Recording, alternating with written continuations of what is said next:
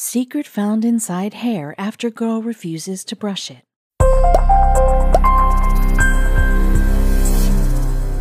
Her cheeks were burning with embarrassment. She didn't know how to deal with it. This had never happened to her before, and the boy was making things worse. The nurse called for help as everyone gathered around her, their eyes glued to her hair. The principal rushed to phone her dad.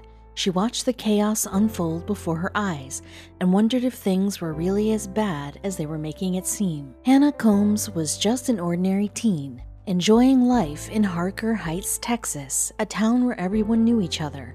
She was 15 and looking forward to starting school after the summer vacation. Other kids had cautioned her that high school could be tough and that her school, in particular, had a culture of bullying freshmen.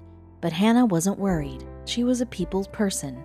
Surely everyone would love her. All summer long, Hannah had been dreaming about her first romantic encounter with a boy. She couldn't wait for that magical first kiss, but she knew how teen boys could be. They could think she was too plain or nerdy, or find something to poke fun at.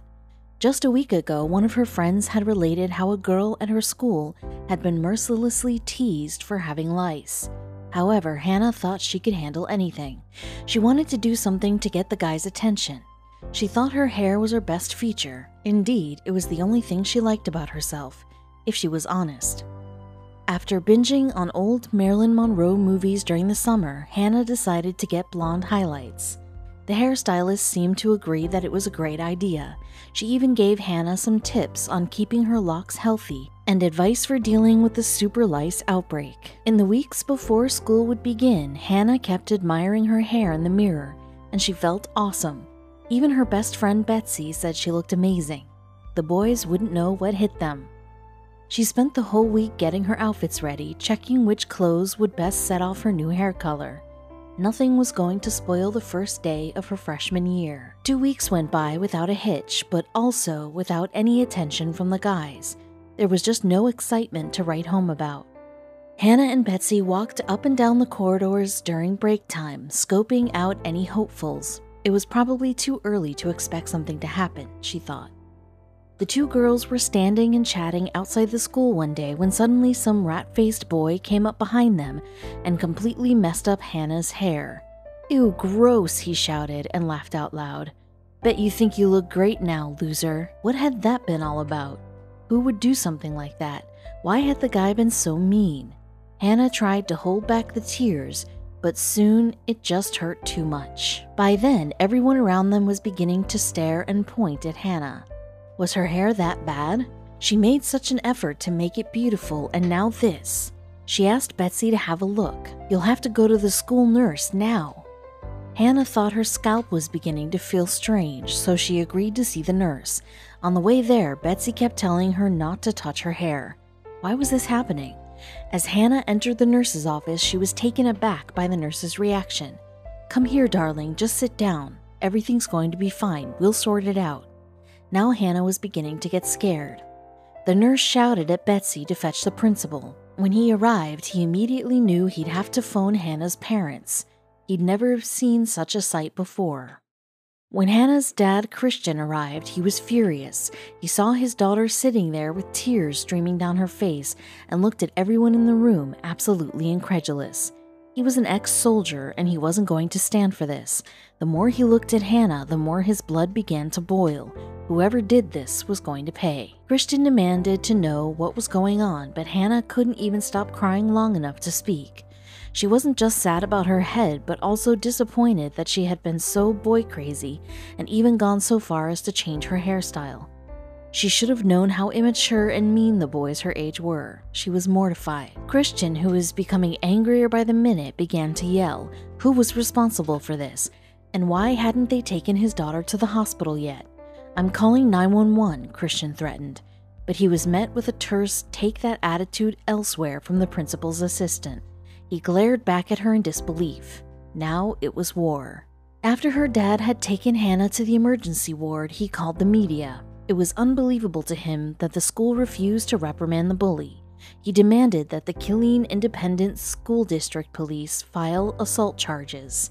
But that was just the beginning. Soon, word had spread and concerned parents and neighbors demanded the school take the matter further, and after that, the boy was conspicuously absent from school. But what about Hannah? What would become of her, and how bad was her injury? In urgent care at the hospital, the doctor examined Hannah's head and discovered she had first-degree chemical burns to her scalp from the high-strength superglue the boy had poured onto her hair. But that wasn't all that would be found on Hannah's scalp. Poor Hannah was in such pain, her new hairdo was ruined, and she had saved up for so long for it. Now she probably had to cut it all off. And it was all thanks to a mean teenage boy who thought bullying was funny. And that wasn't all he did, as Hannah would find out later. Hannah had a portion of her head shaved. She couldn't believe she had to lose one of the most favorite parts of herself, her gorgeous hair. But she resolved to make the best of the situation. It was a mindset she'd need to maintain to deal with what was waiting for her just around the corner. Weeks later, even though the burns had mostly healed, sometimes it still felt like her head was crawling with millions of little creatures. Assuming the sensation was just her skin healing, she booked an appointment with her hairdresser to see if there was any way to salvage her once beautiful locks. The hairdresser began combing Hannah's hair, as Hannah hadn't been able to do it herself for weeks. But when the hairdresser began to pull, there was that strange crawling sensation again. Hannah yelled for her to stop. The hairdresser froze, wondering what on earth had gotten into her. She looked closer. "Okay, let's take a look here," the hairdresser said soothingly. She knew about Hannah's story and wanted to make sure that she wasn't hurting her. She patted her gently on the shoulder before pulling her fingers delicately through her hair, parting them. She took a closer look, then she screeched. "Oh my gosh," the hairdresser cried. Hannah's scalp was crawling. When Hannah learned what she'd found, she was so embarrassed. Even worse, her mortifying moment was all caught on the hairdresser's CCTV camera.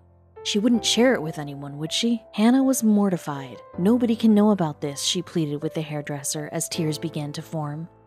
The hairdresser found lice in Hannah's hair.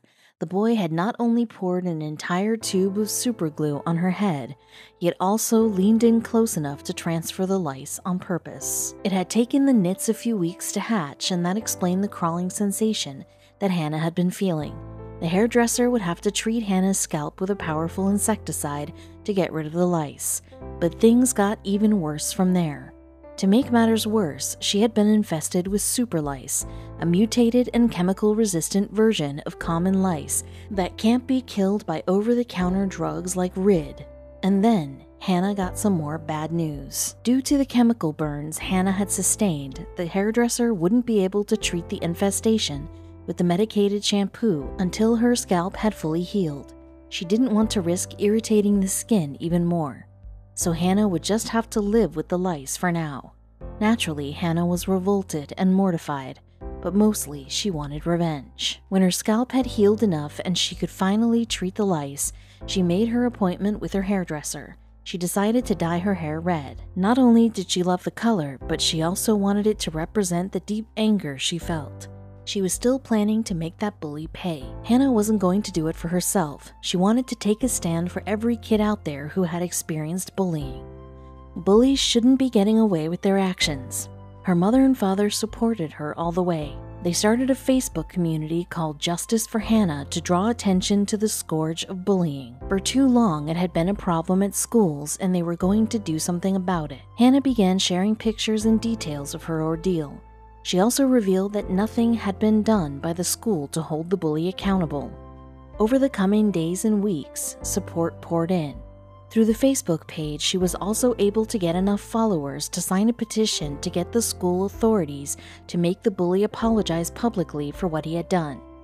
It also called for his suspension and compensation for Hannah's hospital bills. "I want to make a difference. I would like people to stand up for themselves. No one deserves to be bullied. It's not fair for anyone," Hannah said. "I'm just a normal kid with strong beliefs. When it comes to bullying, I stand up for people a lot because of it, but it's worth it." While that horrible boy had ruined the hair that she had loved so much and had purposefully given her lice, Hannah was determined not to let it affect her confidence. He simply wasn't going to win, she told herself. "Bullying is wrong," Hannah wrote on the Justice for Hannah Facebook page. "Sometimes it's the bully that really needs the help." Maybe this has made him see that he has been doing things the wrong way. Although some suggested Hannah's parents pull her out of school, her father believed the bully should have to transfer. "I'm not going to pull my daughter out and uproot her from her life because of what this kid did to her," Christian said. That child that did this to her, uproot his life, he gave up the opportunity to go to Harker Heights when he committed the act. Then the school began to take the backlash seriously. In front of the entire school and parent body, the boy was made to apologize to Hannah. He added that he really liked her and only did what he did because he hadn't known how to express his feelings for her. "Well, if that's how you express your feelings, then I think you have some serious growing up to do," was Hannah's reply, and walked off the stage to loud applause.